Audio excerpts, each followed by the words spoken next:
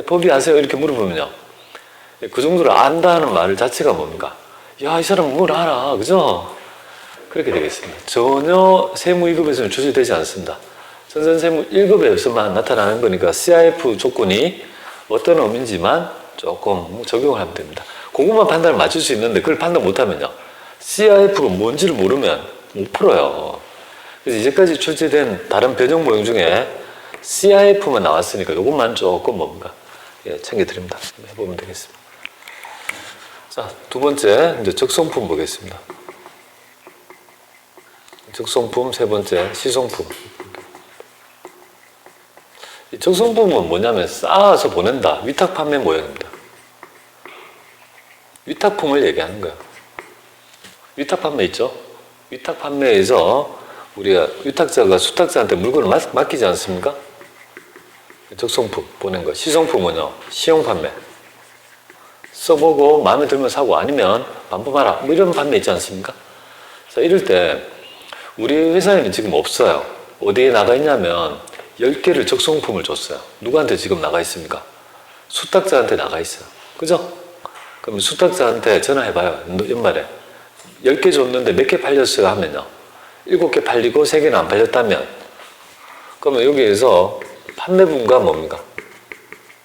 미판매분이 있을 거 아니에요. 그죠? 판매되었다는 건 수익 잡고 재고가 뭡니까? 아니란 말이고, 수탁자의 매장에 있는 판매되지 않는 재고는 우리 회사에는 없지만 법률적 소유권이 우리한테 있으니까 뭡니까? 얘는 수익 잡으면 안 되고 뭡니까? 나의 재고에 집어넣는다. 요거 하나. 그래서 나의 재고에 포함한다. 이렇게 보면 되겠습니다. 시성품도 마찬가지입니다. 사용자한테 나가 있습니다. 그리고 사용자한테 전화해봐요. 살 거예요? 마음에 드세요? 하니까 7개는 사겠대요. 근데 3명은요 뜨뜻미지근 좀 보고 있겠다. 아니면 반품하겠다. 그러면 뭡니까? 아직 매입의사를 표시하지 않았지 않습니까?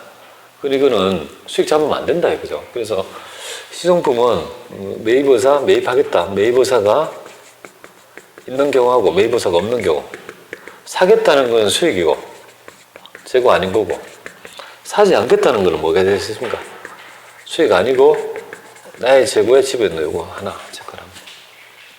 어려운 건 아니고요. 그리고 결국은 이거잖아요.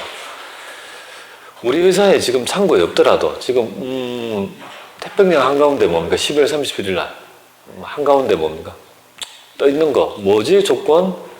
FOB야. 선적자. 그럼 내 거? 나 집어요? 우리 회사에 창고에 없어요. 적성품이 뭡니까? 판매되지 않는 수탁자의 매장에 있는 적성품 있죠? 나의 재고에 집어야만. 시성품. 우리 회사에 없어요. 사용자한테 나가 있는 매입의사를 표시하지 않은 있죠? 이 시성품에 대해서는 나의 재고가 되니까 나의 재고에 집어넣는다. 그죠? 이런 것들이 기말 전산세무 1급이나 TAT 1급 시험에 결산분계에 반드시 뭐가 나올까요? 당연히 기말직으로 그냥 줄까요? 그런 시험 안 없어요. 기말직에 분명히 뭡니까? 이 놈을 걸은단 말이에요. 이게 그죠? 뭐 몇 개가 있다는 동. 꼭 좀 이 개념이 있어야 될 것 같습니다. 그 다음에 저당 상품은요.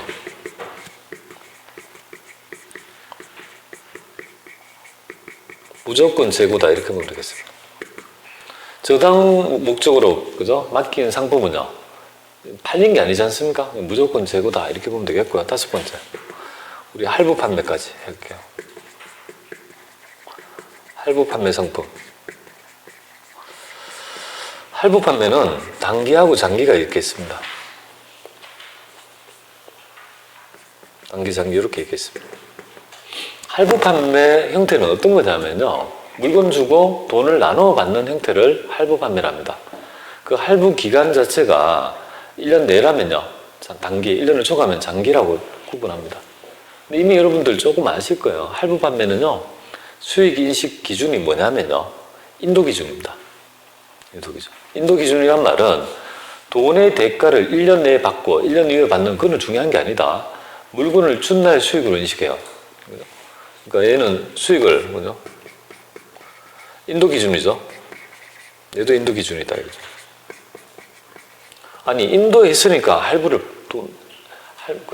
받을 수 있는 거 아니겠습니까? 즉 이 말은 장단기 불분하고 뭡니까? 얘는요. 수익을 인식했기 때문에 무조건 뭡니까? 무조건 재고가 아니다 이렇게 보면 되겠습니다.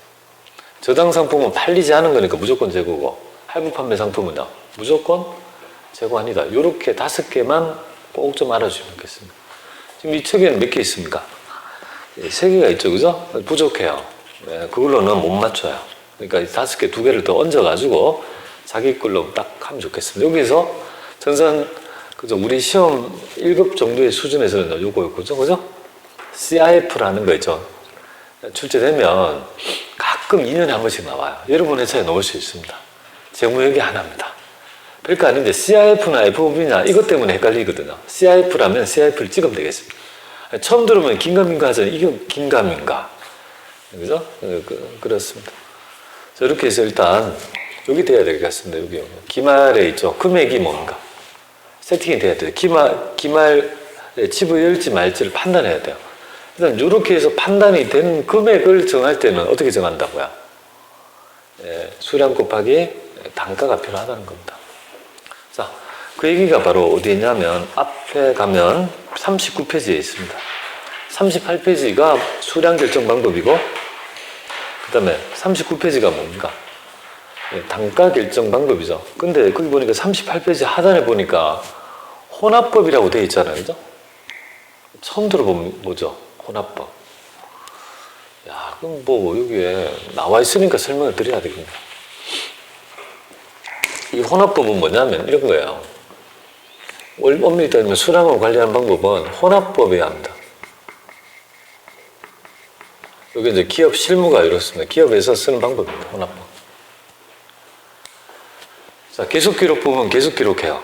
입고 출구를 계속 기록해서 수량을 관리하는 방법. 실질 재고조사법은요. 그저 계속 기록하지 않고 기말에 남아있는 재고를 수량하는 방법. 2개의 치명적 약점. 뭐냐면요. 기중에 감모를 확인할 수가 없어요. 없어진 수량을 확인할 수 없는 거예요. 그래서 이 혼합법은 둘 중에 있죠. 장점을 혼합한 걸 씁니다. 팔린 거는 뭘로? 팔린 거는 계속 기록법으로. 기말 재고는요. 그죠? 기말 재고는 실질 재고 조사법으로 사용한 방법이에요. 그러니까 얘는 이런 거예요. 왜 여기 생기냐면 좀 장점인데 기업의 혼합법을 사용한다는 말도 여러분들은 맞다는 개념으로 좀 알아야 되는데 우리가 감모라는 게 없어진 게 모르잖아요. 그죠? 자, 매일 기록해요. 들어오고 나가고 계속 기록해요.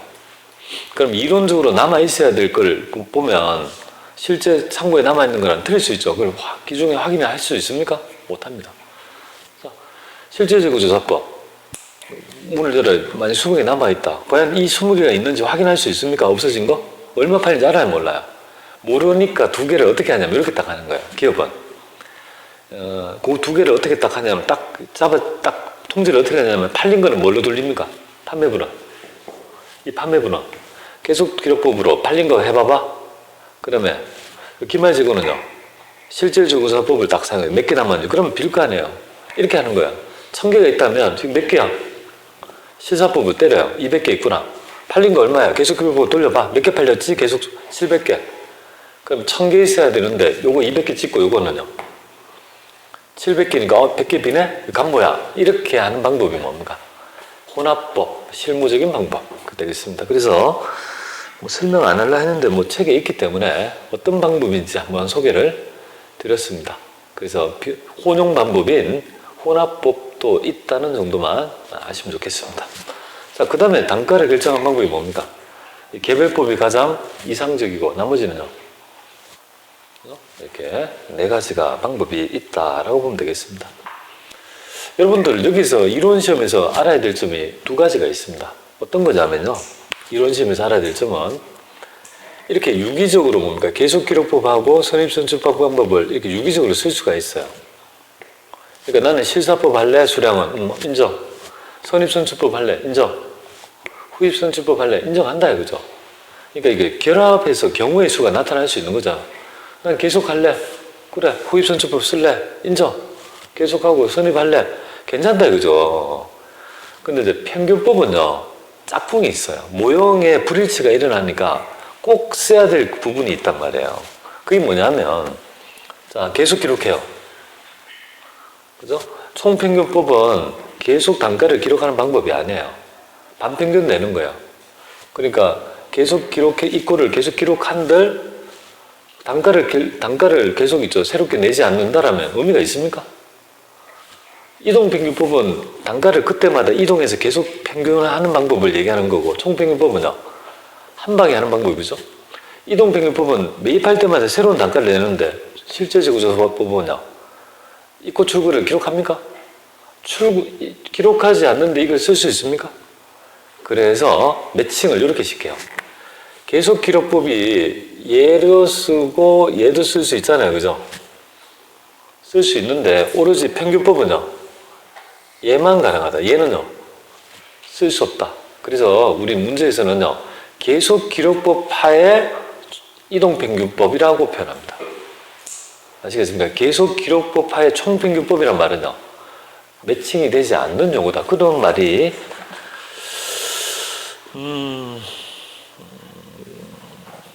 뭐야, 없네. 웃긴다, 그죠? 하여튼 여기에서는 교재는 없는데 그거 좀 알아내야 됩니다. 계속 기록법 하에서의 시험 문제 이런 거 나와요. 기말재고 금액을 구하기 위해서 물량 흐름의 가정에 따라 단가를 수량을 관리하는 계속 기록법을 사용한다고 가정했을 때 단가를 적용할 수 있는데, 평균법의 경우에는 계속 기록법인 하에서는요, 총평균법을 사용한다면 틀린 지문이 됩니다. 아시겠죠? 그걸 꼭 좀 알아야 되겠습니다. 그럼 실사법도 어떻게 됩니까? 얘 쓸 수 있고 얘 쓸 수 있어요. 근데 둘 중에서 뭡니까? 이렇게만 써요. 계속 기록 안 하고, 얘도 단가도 계속 안 하고 한 방에 하고, 얘도 뭡니까? 기말에 문 열고 한 방에 보고 뭡니까? 이게, 그죠? 이게 된다, 그죠? 연애는 다른 사람하고 하지만 같이 살 사람은요, 같은 생각을 가진 사람하고 해야 돼요. 네, 정말입니다. 내하고 보완되지 않느냐, 그거 아닙니다. 이렇게 짝꿍, 커플을 어떻게 맡아야 돼요? 비슷한 애들끼리 커플이 되는 거예요. 친하다는 것은 뭐냐면 생각이 비슷하다는 거예요. 그거 챙깁니다. 자, 그 다음에 두 번째를 챙겨야 될 점이 뭐냐면, 물가가 상승 혹은 하락했을 때 이 각각의 방법에 따라 있죠. 상관관계. 우리가 기말재고는 누가 크고 이익은 누가 크고, 그죠? 매출 원가는 누가 적어지고 좀 많고 세금은 누가 내는지 그걸 알아야 됩니다. 그래서 보고 기본 모형이 물가가 상승입니다. 물가가 상승했을 때 이 네 가지 방법 중에서 세 가지 형태가 뭐냐면,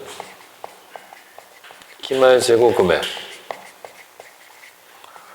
그 다음에 우리 이익, 그죠? 이익, 정복은 텍스, 법인세.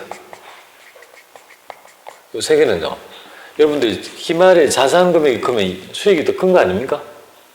그죠? 자산 증가, 수익 증가 아닙니까? 네 가지 방법 중에서 평가해 봤을 때 가액이 다르거든요. 그 중에 가장 자산의 금액이 큰 금액, 기말재고 금액의 평가가 큰 금액이 뭐가 되겠습니까? 선입선출법이 되는 거예요. 그죠?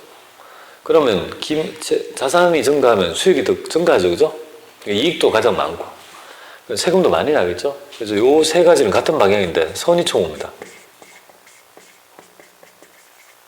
선의총우 이렇게 되고, 매출원가는요, 매출원가는 반대. 이렇게 된다는 점 아셔야 됩니다. 꼭 좀 기억합니다. 이걸 그러면 물가가 하락하면요, 반대 뒤집어지죠. 그죠? 그 점을 꼭 좀 이해를 해야 될 것 같습니다. 선의총우. 근데 선의까지 알아야 돼. 선의. 왜냐하면 이 두 개를 두 개를 바꾸면 헷갈린단 말이에요. 선, 총, 이, 우 이렇게 할 수 있잖아요. 그죠? 그럼 헷갈린단 말이에요. 이 두 개까지. 선의총우. 여기까지 선의 이렇게 하면 되겠습니다. 그래서 제가 잘 쓰는 방법이 있잖아요. 그죠? 여러분들. 선이 이렇게 익히란 말이에요. 선이 이렇게. 이렇게. 이거 선을 형님이라고 생각하면 되잖아요. 그죠? 선이. 형님이 뭡니까? 형님이 물가가 상승했을 때 뭡니까? 세뱃돈을 많이 받는다. 이익을 많이 받는다. 그죠? 그렇게 머릿속에 생기세요. 선의총우할 때. 선이. 형님이 형님 이까지 익히란 말이야. 그러면 선자가 돈을 많이 번다. 형님이 그죠? 용돈을 많이, 후는 뭡니까? 동생이라고 생각하면 동생은 용돈을 적게 번다. 그러면 형님이 가장 많이 돈을 버네? 물가가 상승했을 때? 기본 뭐예요? 그럼 보세요. 돈을 많이 번다는 거는 이익이 많다고 생각하면 돼요. 자산이 자산 금액이 가장 커야지 이익이 많은 거 아니겠습니까? 그러니까 세금도 많이 낸다. 세 개를 같이 매칭하는 거야. 이렇게 적어놓고 물가가 하락했는데 반대로 부동어. 그렇게 해서 지문을 판단합니다. 안 그러면 그 문제를 못 풀어내요. 꼭 이 부분 두 개 있죠? 하고 챙겨가지고 본인 걸로 만들면 좋을 것 같습니다. 자, 지금 우리는 요걸 통해서 뭡니까? 기말직을 통해서 결국은 뭡니까? 매출 원가를 구하는 방법을 지금 학습했습니다. 남아있는 주제가 뭘까요, 그러면 지금? 판매했죠, 그죠? 판매등은 이 모형이단 말이에요. 네 번째가 바로 미판매한 거. 미판매가 바로 우리가 기말 재고하고 타용도 사용 이렇게 되겠죠, 그죠? 되겠습니다. 기말 재고에서 두 개 감모하고 뭡니까? 평가. 요거가 그죠? 세무일급에서 굉장히 중요한 부분으로 그죠? 예, 부각됩니다. 감모하고 평가 특히 회계 1급에서는 세무 2급에서는요. 감모지만 여전히 뭐 세무 1급은요. 평가에 초점이 맞춰져 있습니다. 재고자산 평가 손실, 저가법의 이론적 근거 뭐 이런 것들을 그죠? 우리는 학습을 좀 해야 될 것 같아요. 그러면 감모는 어디 있냐면 감모가 40페이지 있나요? 40페이지에 보면 이 감모, 재고자산 감모 손실이라는 게 있습니다. 그죠? 감모와 평가인데 감모부터 먼저 해봐야 되죠. 감모부터. 근데 감모는 여러분의 기본 결산의 기본 분계입니다. 세무 2급에서 웬만하면 감모 손실이 나오잖아요. 우리 비정상적 있죠. 감모, 영업의 비용인 재고자산 감모 손실이죠. 하는 거. 그 점을 조금 이해를 해야 될 것 같아요. 그럼 요거 기말지급 감모에 대한 얘기를 간단히 해보죠.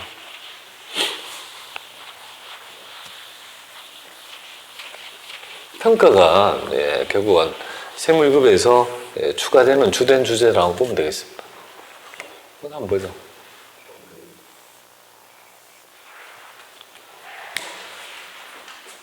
간단히 예를 들어볼게요. 상품이 있다 가정하고 기초가 100개 있고 단가가 100원입니다. 만원입니다. 단기에 매입을 합니다. 900개 해서 단가가 100원입니다. 9만원 되겠습니다. 그럼 총 들어온 개수는요. 1000개가 되고 이거는 10만원 되겠습니다. 그러면 이 수량이 1000개가 있어가지고 상가격이 10만원인데 팔린 거하고 팔리지 않은 매출원가하고 기말재고 이렇게 구성할 겁니다. 근데 기말재고를 보니까 200개더라 이거죠. 200개더라. 그래서 이거는 혼합법에 따라 실사법에서 몇 개, 그러니까 200개. 팔린 거, 그죠? 계속기록법 돌려봐. 몇 개 팔려서 하니까 뭡니까? 700개 팔린 거예요. 이게 바로 혼합법이에요. 그래서 딱 볼리니까 순간적으로 몇 개가 빛나는 거 알 수 있습니까? 100개가 빛나는 거 알 수 있죠. 그게 바로 감모를 우리가 쉽게 확인할 수 있는 두 개 계속기록법하고 실제재고조사법의 치명적 약점이 감모 손실을 측정할 수 없기 때문에 혼합법이라는 개념이 변형해서 이렇게 나타난 거야. 그죠? 그러면 빈다 이 말이죠. 없어졌다. 이걸 뭐라고 하냐면 감모라고 합니다. 감모. 100개가 그러면 감모네? 그러면 우리가 지금 이 정보에서 알고 싶은 정보는 매출원가예요. 매출원가. 매출원가라는 거는 판매돼야 되는 거 아닙니까? 그럼 판매된 거에 이 금액에 여기 100원짜리고 이건 7만 원이라는 걸 알 수 있어요. 그리고 단가가 다 동일하니까 물량 흐름의 가정이 필요합니까? 단가가 만약에 다 똑같다면 물량 흐름의 가정이 필요 없잖아요. 그죠? 그럼 이건 당연히 뭡니까? 100원짜리가 2만 원이다. 그죠? 근데 우리 프로그램은 2만 원을 찍으면 어떻게 인식합니까? 10만 원 중에서. 10만 원 중에서.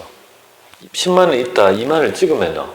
8만 원이 원가라고 인식하지 않습니까? 그죠? 그걸 어떻게 하냐 이거죠. 간모 100개 중에서는요, 정상 간모도 있고요, 비정상도 있다 이거죠. 요거는 70개, 요거는 30개라고 가정을 하고 있습니다. 정상 간모는 판매 과정에서 수반되는 어쩔 수 없는 있죠, 간모액을 얘기합니다. 뭐 아주 간단한 예, 뭐 감손에서 알 수 있는데 비슷한 개념인데, 휘발유 같은 거 10,000리터 매입했습니다. 한 달 후에 그죠? 유리창고에 해서 그 10,000리터를 소비자한테 주유해서 팔 수 있어야 되는데, 유리탱크에 보니까 9,500cc밖에 없는 거예요. 한 달에 얼마가 줄은 거예요? 500cc가 줄었죠.